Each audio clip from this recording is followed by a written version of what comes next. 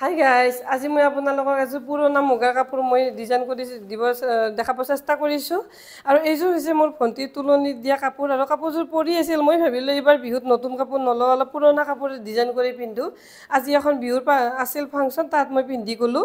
আৰু এইকেইটা মই দহি বটাই লৈছোঁ। এনেকৈ আপোনালোকে পুৰণাখিনি কাটি এনেদৰে চিলাই কৰি দহি বটি ল'ব পাৰে।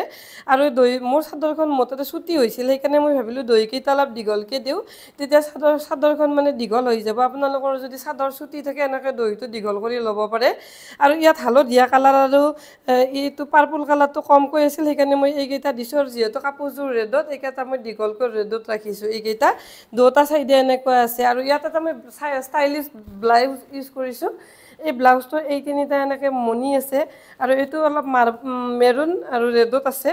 আৰু এইটো হৈছে পেডেড ব্লাউজ। এইখিনি বহুত ধুনীয়া ডিজাইন। আৰু এইটো হৈছে বেক চাইড, মই দেখাব চেষ্টা কৰিছোঁ।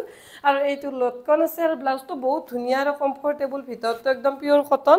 আৰু মই ইয়াত এটা গহনা এড কৰিছোঁ। গহনাটো এইটো মাৰ্কেটৰ পৰা মই 100 টকাত এইটো ঢোল আৰু এই কাণফুলিযোৰ এইযোৰ লৈছোঁ মাৰ্কেটত।